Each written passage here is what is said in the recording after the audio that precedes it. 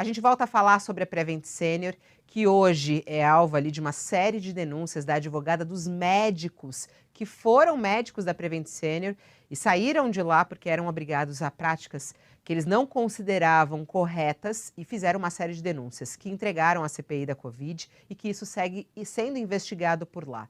No entanto, deputados estaduais em São Paulo acharam que seria necessária a abertura também de uma CPI no estado de São Paulo somente para tratar de Prevent Senior. E a gente vai entender mais sobre isso. Eu convido a participar comigo a deputada estadual pela Rede, Marina Elou, que já está comigo aqui na tela. Ela já está aqui? Já está aqui. Olá, deputada. Boa tarde.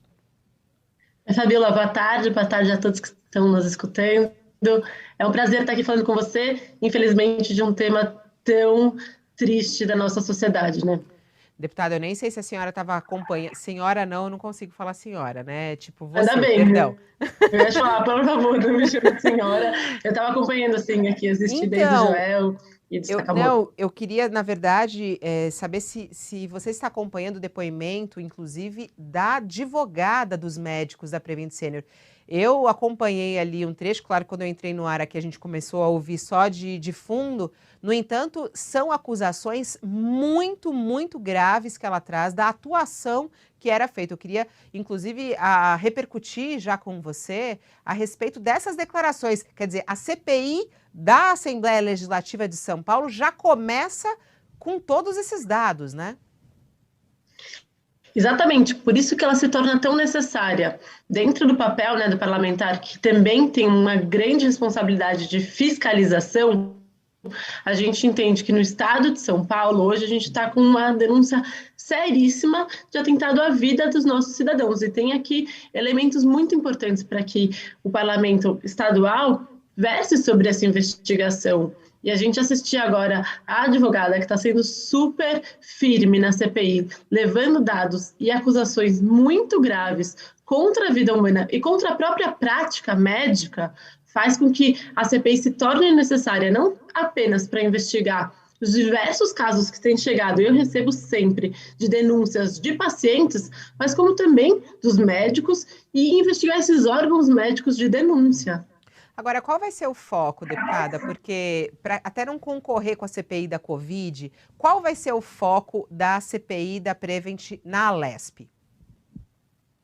O caso concreto de investigação de denúncias em relação à saúde de pacientes no estado de São Paulo. Aqui a gente não vai ter como foco de objetivo investigar a relação com o gabinete paralelo, a investigação com orientação de protocolos para o governo federal, que são objetos da CPI nacional da Covid que está acontecendo e todos nós estamos acompanhando. Mas aqui no estado a gente vai ter uma responsabilidade muito grande de investigar quais são os procedimentos de denúncia que esses médicos poderiam ter usado e por que não foram utilizados, espaço de denúncia para diversos pacientes que têm nos procurado com casos concretos que precisam ser encaminhados. Então, não é concorrente à CPI, porque aqui a gente tem o objetivo de investigar apenas a prática danosa à saúde e não toda a relação em relação à gestão nacional da Covid, que é o objeto da CPI nacional.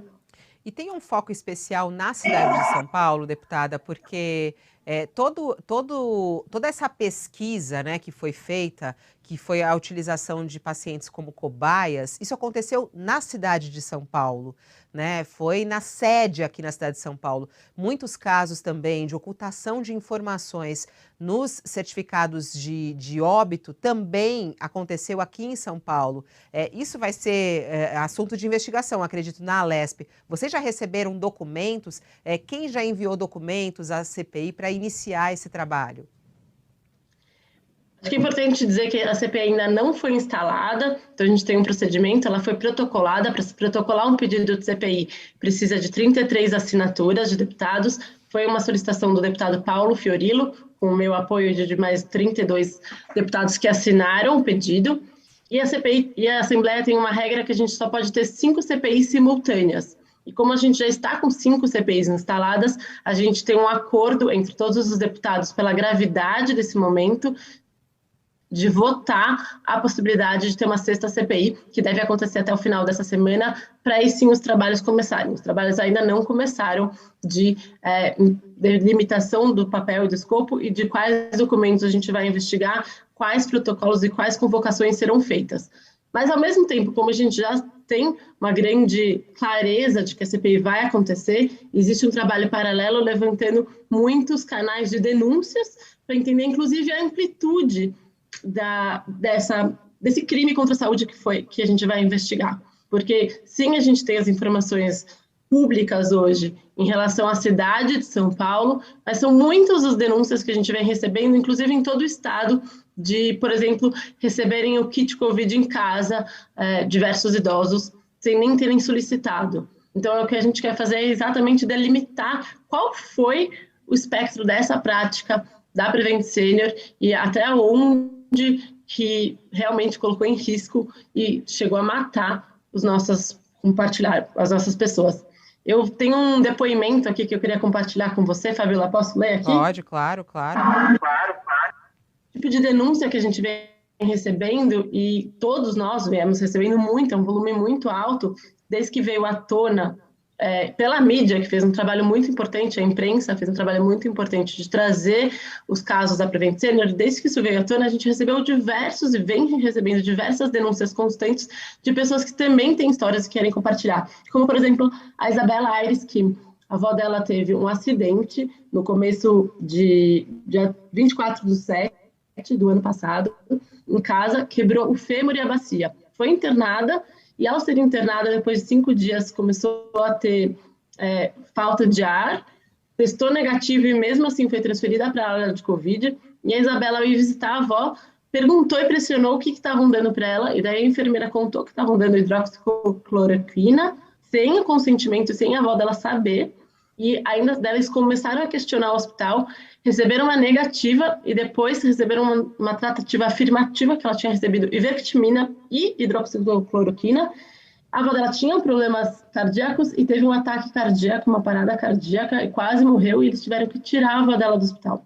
Esse é o tipo de dado que a Isabela Aires contou da avó dela, que a gente tem recebido de todo o estado. Então isso mostra que é muito material concreto de uma conduta ilegal versus as pessoas que precisam ser investigadas.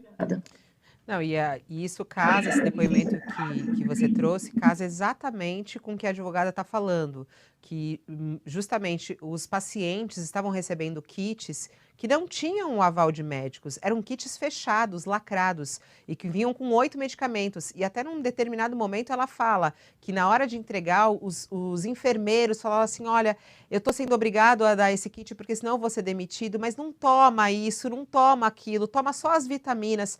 Muito constrangedor, acho que tem muito trabalho a ser investigado. Deputada, só para a gente relembrar aí o cronograma, a CPI ainda não foi instalada. Ela precisa ainda de uma votação para ser instalada ou não? Já com essas 32 assinaturas e já com esse acerto de que é uma CPI urgente, ela pode ser instalada imediatamente?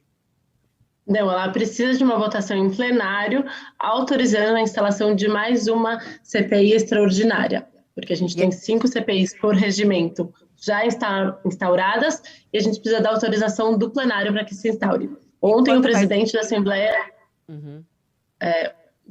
Ontem o presidente da Assembleia, que é o Carlão Pignatari, disse que até o final dessa semana a gente vai ter essa votação. E a expectativa é que ela aconteça amanhã na sessão extraordinária da Assembleia para que essa votação aconteça.